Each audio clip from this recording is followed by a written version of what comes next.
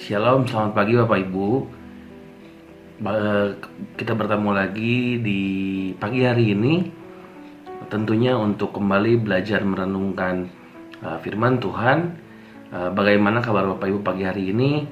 Semoga kita semua dalam keadaan yang sehat dan terus menjaga kesehatan, dan juga selalu menjaga kesehatan di tengah kondisi yang masih sama seperti ini.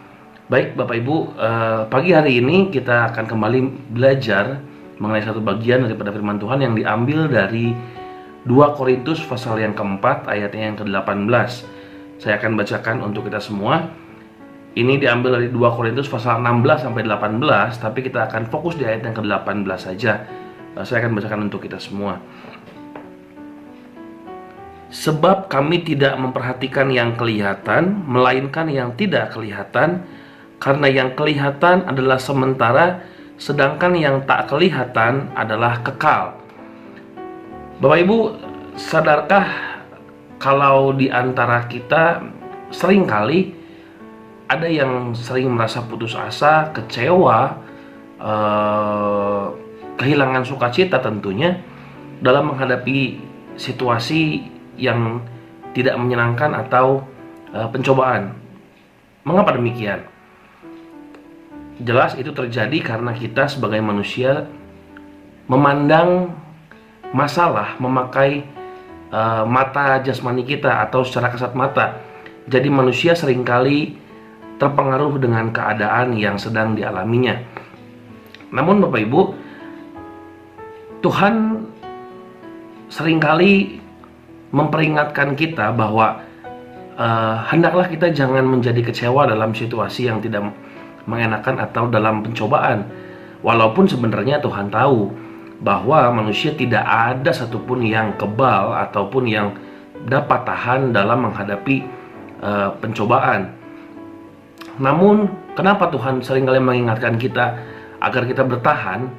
Justru dalam situasi seperti ini, disinilah iblis mencoba untuk selalu mengarahkan kita agar kita selalu melihat ke arah yang kasat mata dan melihat ke arah pencobaan itu, sehingga kita manusia seringkali terperdaya dan pada akhirnya kita akan jatuh ke dalam kekecewaan dan kehilangan sukacita kita.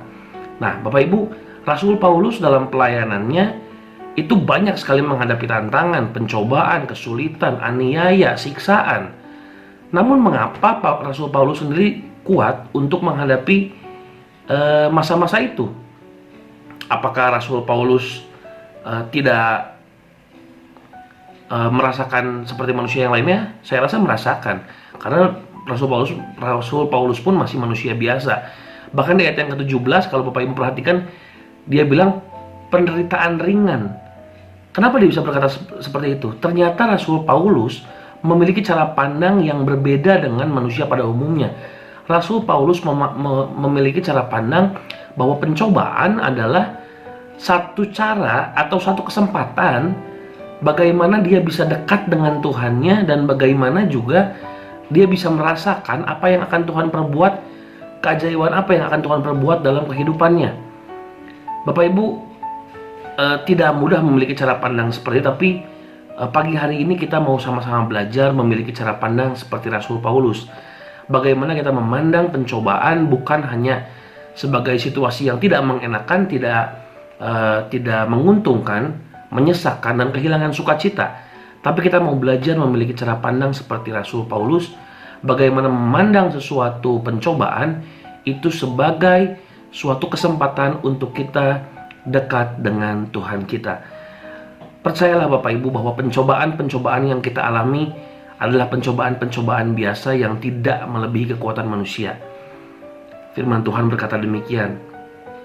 Maka dari itu, marilah kita memiliki cara pandang yang memandang pencobaan tidak hanya serta-merta memiliki esensi yang tidak mengenakan, tapi memiliki juga sebuah kesempatan bagaimana kita lebih mengenal Tuhan kita, dan sebuah karya Tuhan yang sangat besar akan terjadi dalam hidup kita. Mari kita tundukkan kepala. Bapak, kami mengucap syukur Tuhan, terima kasih atas satu kali kesempatan untuk kita belajar bersama-sama bagaimana kita memiliki cara pandang mengenai sebuah situasi yang tidak mengenakan, bukan hanya serta-merta menjadi sebuah situasi yang menghilangkan sukacita kita, tapi sebuah situasi yang membuat kita sukacita.